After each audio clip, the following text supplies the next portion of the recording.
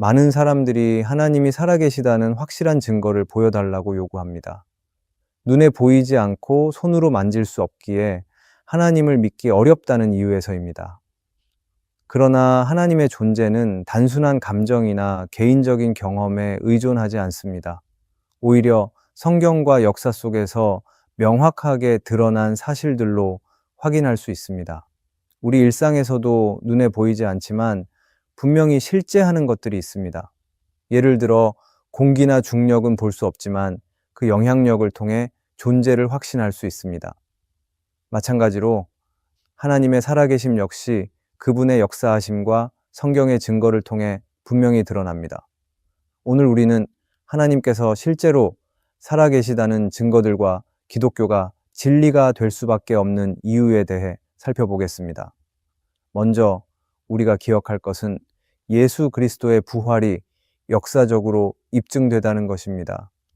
하나님이 살아계시다는 가장 강력한 증거 중 하나는 예수 그리스도의 부활입니다. 기독교 신앙은 단순히 철학적 사상이나 도덕적 가르침이 아니라 실제 역사적 사건에 기초하고 있습니다. 예수님의 부활이 실제한다면 하나님은 분명히 살아계시며 지금도 우리 가운데 역사하시는 분임을 의미합니다.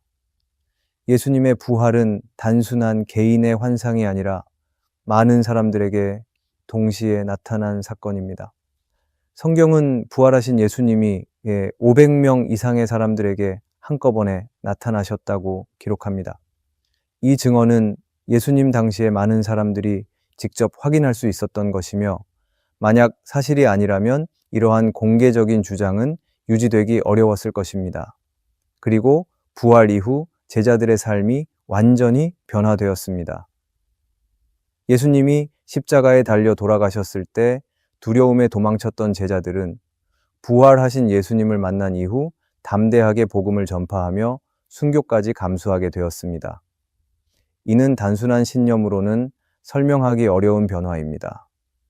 그들은 자신들이 실제로 목격한 부활 사건을 증언하기 위해 목숨을 걸었던 것입니다. 성경에서 예수님의 무덤이 비어 있었다는 사실은 부활의 강력한 증거입니다. 당시 유대 종교 지도자들과 로마 당국이 철저히 경비했던 무덤이 비어 있었고, 누구도 예수님의 시신을 찾아내지 못했습니다. 만약 예수님의 부활이 사실이 아니라면 반대자들이 시신을 공개했을 것이고 기독교는 시작도 되지 못했을 것입니다. 부활의 메시지는 초대교회의 중심이었습니다. 신화나 전설이 형성되려면 오랜 시간이 필요하지만 예수님의 부활은 사도들이 살아있을 때부터 초기 기독교의 핵심 메시지가 되었고, 그들은 이를 위해 극심한 박해를 받으면서도 믿음을 굳게 지켰습니다.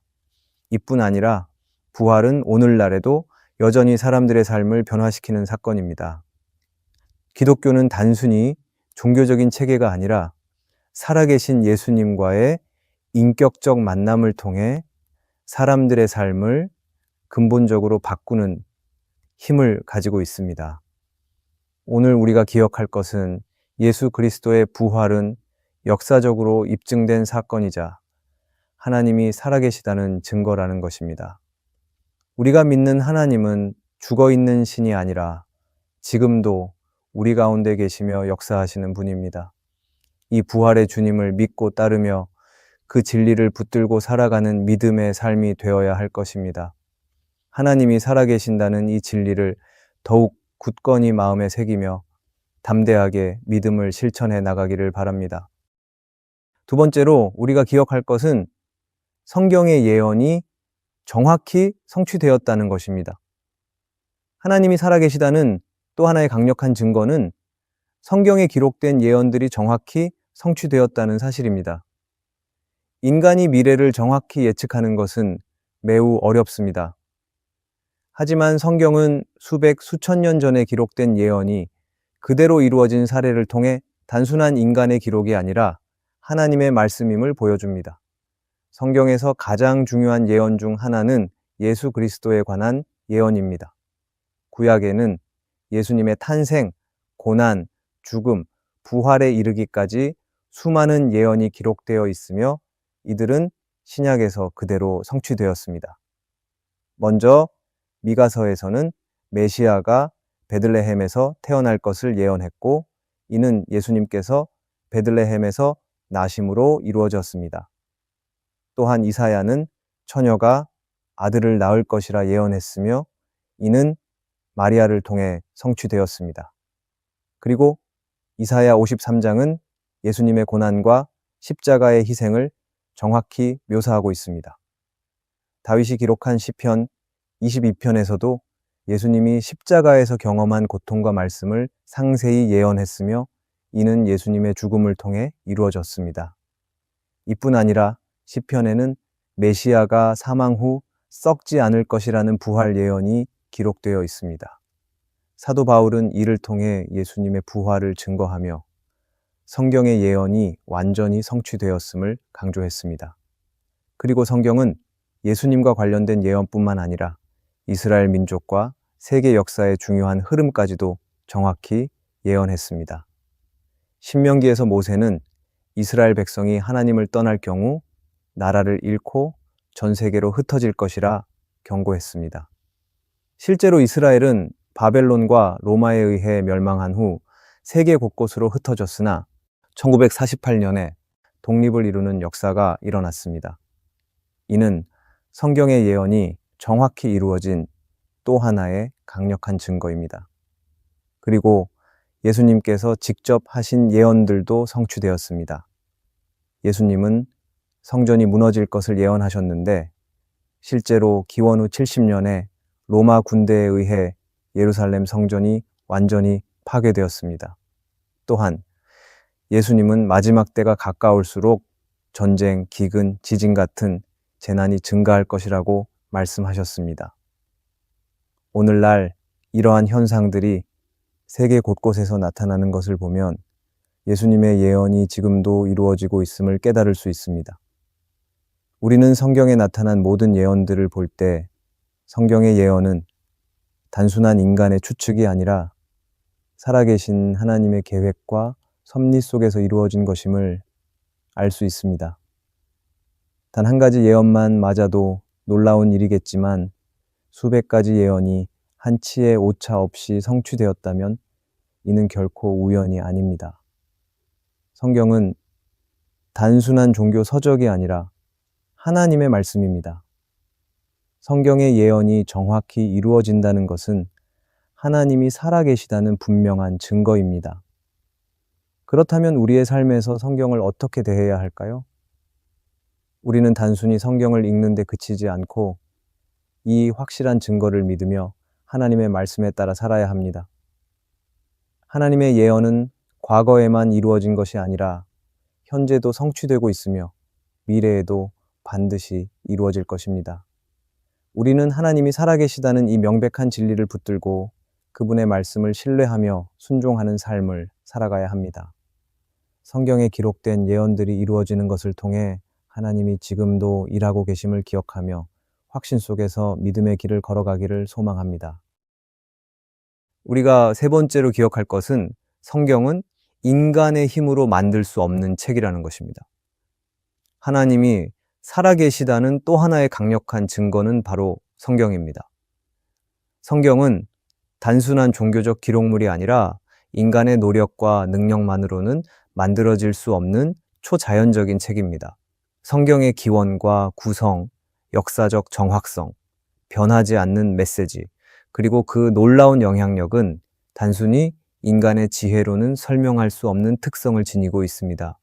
성경은 약 1500년 동안 약 40명의 저자에 의해 기록되었습니다. 저자들의 배경도 매우 다양하여 왕이었던 다윗, 선지자 이사야, 어부 베드로, 의사 누가, 그리고 바리새인이었던 바울 등 여러 시대와 환경 속에서 살았던 사람들이 참여했습니다. 그러나 이러한 차이에도 불구하고 성경은 처음부터 끝까지 일관된 한 가지 메시지를 담고 있습니다.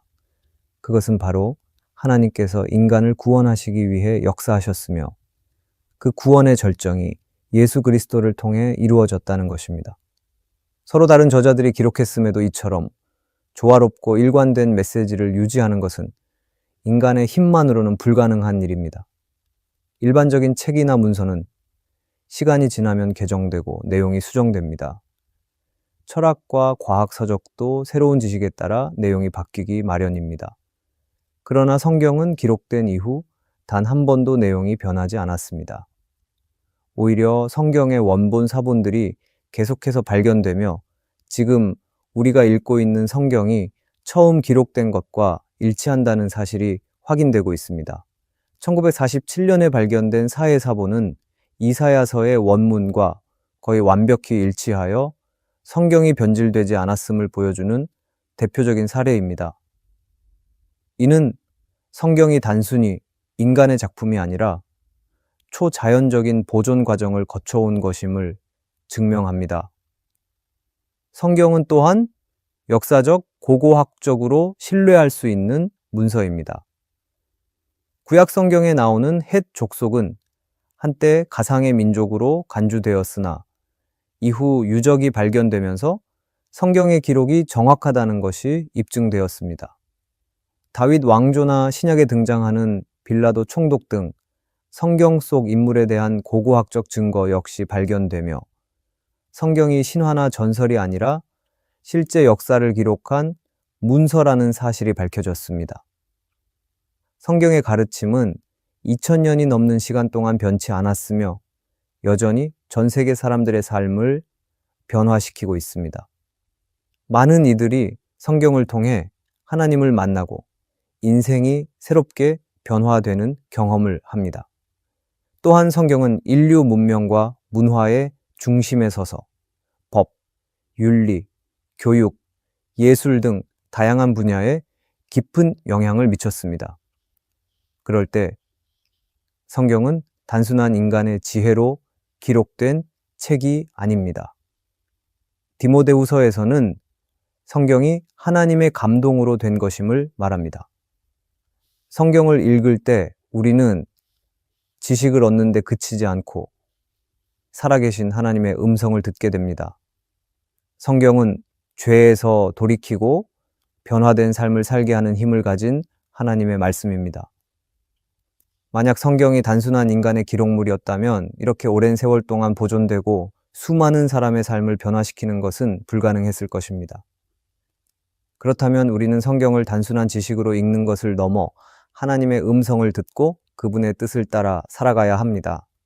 성경을 통해 하나님의 말씀을 신뢰하며 순종할 때 우리는 하나님의 살아계심을 더욱 깊이 경험하게 될 것입니다. 오늘 우리가 하나님의 살아계심을 더욱 강하게 믿기를 바랍니다. 우리가 네 번째로 기억할 것은 하나님을 만난 사람들의 삶이 완전히 변화되었다는 것입니다. 하나님이 살아계시다는 강력한 증거는 그분을 만난 사람들의 삶이 완전히 변화되었다는 사실에서 찾을 수 있습니다. 과거에도 그리고 지금 이 순간에도 하나님을 인격적으로 경험한 사람들은 놀라운 변화를 겪습니다.